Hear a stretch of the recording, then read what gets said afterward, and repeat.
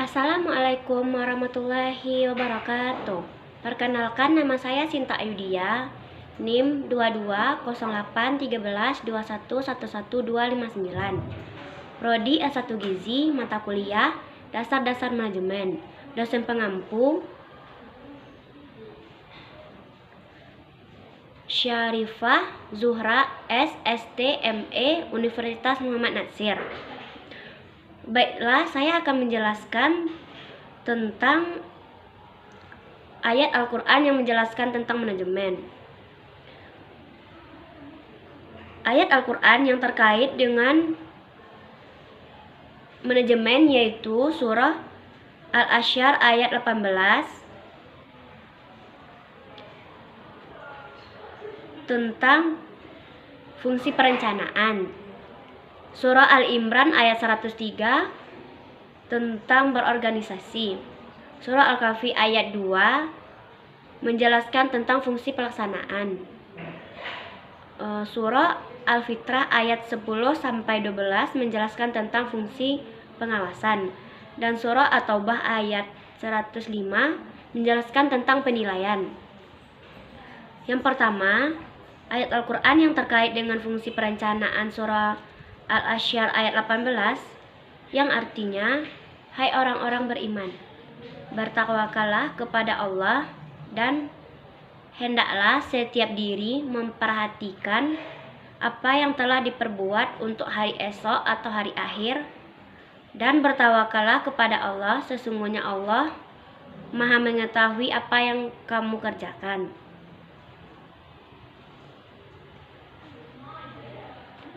Para musyafir menafsirkan surah Al-Asy-Syahr ayat 18 berkenan dengan fungsi perencanaan dalam manajemen, yaitu dalam pemotongan ayat yang diterjemahkan dengan hendaklah setiap diri memperhatikan apa yang telah dibuat untuk hari esok, yang mana perbuatan untuk hari esok tersebut harus sesuai dengan perintah Allah yang ada dalam Al-Quran. Tafsir tematik ini mempunyai relasi dengan teori perencanaan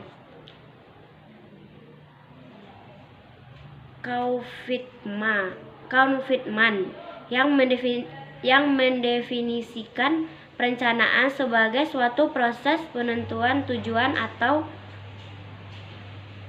sasaran yang hendak dicapai dan menetapkan jalan dan sumber yang diperlukan seefektif mungkin dan seefisien mungkin.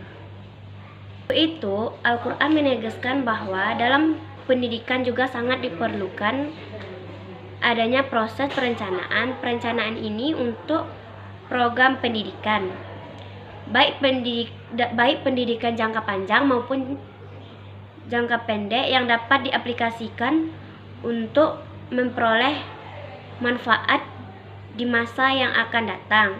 Perencanaan tersebut juga harus mengacu kepada tujuan pendidikan. Surah Ali Imran ayat 103 tentang fungsi pengorganisasian menyajikan penjelasan bahwa ada anjuran untuk menyatukan pendapat sesuatu dengan Al-Quran dan hadis, mengarahkan manusia untuk selalu menjaga persatuan dan tidak bercerai-berai untuk mendapatkan kebahagiaan dan rahmat dari Allah SWT. Sejalan dengan tafsir tersebut, menurut Gaurgel R. Terry mendefinisikan perorganisasian sebagai tindakan yang mengusahakan hubungan-hubungan kelakuan yang efektif antara orang-orang hingga mereka dapat bekerja sama secara efisien dan demikian memperoleh kepuasan pribadi dalam hal menjelaskan tugas-tugas tertentu dalam kondisi lingkungan tertentu guna untuk mencapai tujuan atau sasaran tertentu. Surah Al-Imran ayat 103 tersebut menganjurkan bahwa setiap lembaga pendidikan harus melaksanakan fungsi perorganisasian dengan cara menentukan apa yang harus dikerjakan dalam proses manajemen lembaga pendidikan. Memberi pekerjaan dalam divisi-divisi kecil dan menempatkan orang-orang yang ahli untuk bertugas dalam bidang yang sesuai dengan divisi mereka. Sebagai contoh dalam lembaga pendidikan, adanya kepala sekolah, wakil kepala sekolah, bagian kurikulum, wakil kepala sekolah, bagian kesiswaan, wakil kepala sekolah, bagian hubungan masyarakat, dan wakil kepala sekolah bagian sasaran prasarana, merupakan pengelompokan kerja atau perorganisasian. Jadi semua divisi tersebut memiliki tupoksinya masing-masing. Jika berjalan sesuai dengan fungsinya, maka masing-masing tujuan dari lembaga pendidikan akan tercapai dengan efektif dan seefisien mungkin. Namun jika bercerai-berai, maka proses perencanaan dalam lembaga pendidikan tersebut tidak akan dapat berjalan dengan semestinya. Hadis yang menjelaskan tentang manajemen. Terdapat beberapa hadis yang membahas tentang manajemen. Salah satunya adalah hadis riwayat Muslim nomor 3615 yang menyatakan telah menceritakan kepada kami Abu Bakar bin Abu Syaibah, telah menceritakan kepada kami Abdullah bin Buraidah dari ayahnya, ia berkata Rasulullah SWT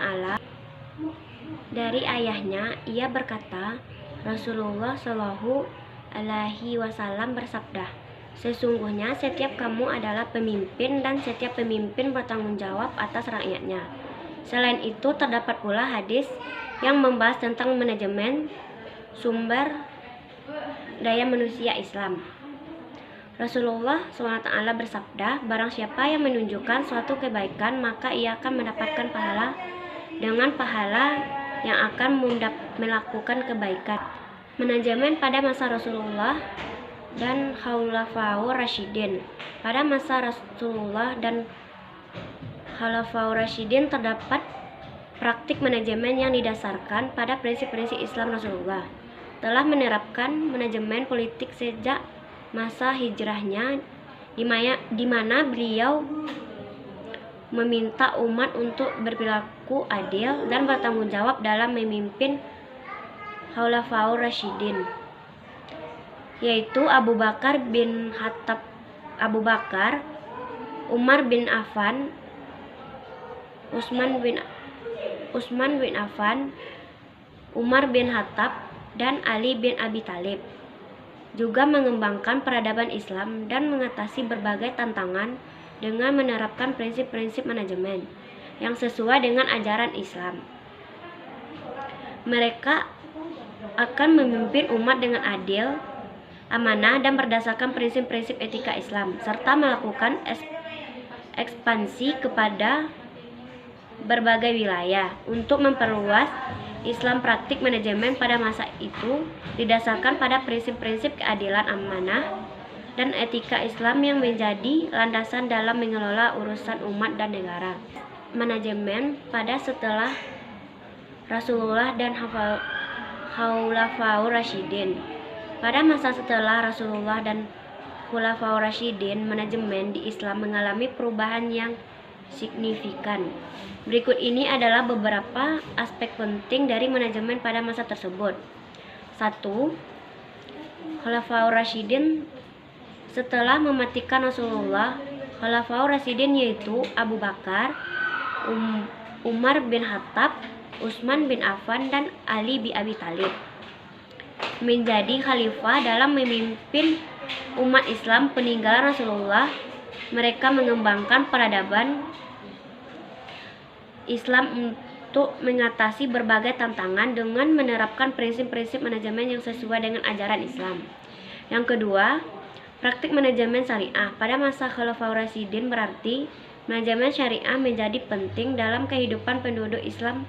Syariah menjadi alat untuk mengembangkan kehidupan masyarakat dan mengatur transaksi ekonomi dalam masyarakat lain. 3. Manajemen berbasis syariah. Dalam literatur manajemen dalam perspektif Islam, tulisan seperti manajemen berbasis syariah menjadi pengisi kekurangan dalam mengetahui manajemen dalam Islam. Dalam buku-buku tersebut, Abdul Ghaffar menuliskan tentang manajemen dalam Islam berdasarkan Al-Quran dan hadis. Nomor 4. Manajemen Rasulullah. Manajemen yang dilakukan oleh Rasulullah tidak pernah terlepas dari etika dan sifat-sifat ini menjadi dasar dari manajemen.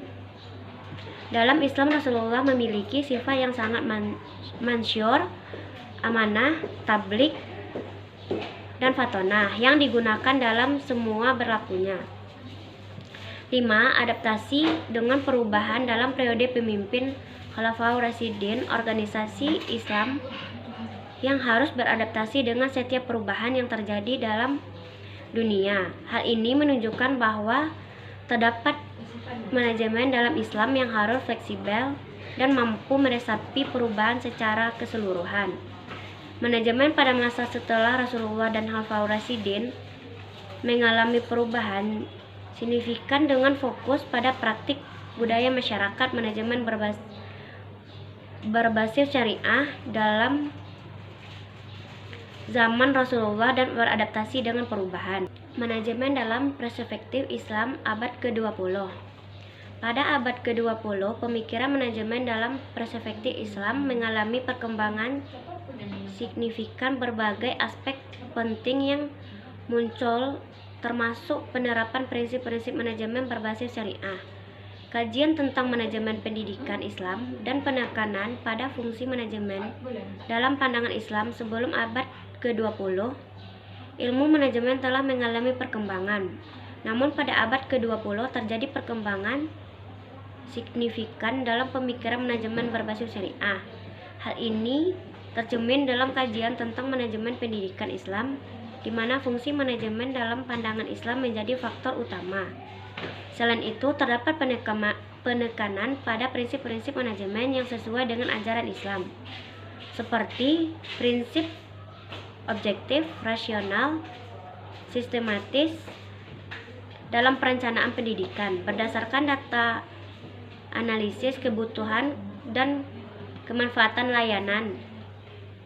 Dengan demikian, abad ke-20, pemikiran manajemen dalam perspektif Islam semakin meningkat. Penerapan prinsip-prinsip berbasis syariah, kejadian tentang manajemen pendidikan Islam, dan penegakan pada fungsi manajemen dalam pandangan Islam ini menceritakan upaya mengintegrasikan prinsip-prinsip Islam dalam praktik manajemen dalam berbagai aspek kehidupan. Baiklah, sampai di sini yang bisa saya jelaskan. Assalamualaikum warahmatullahi wabarakatuh.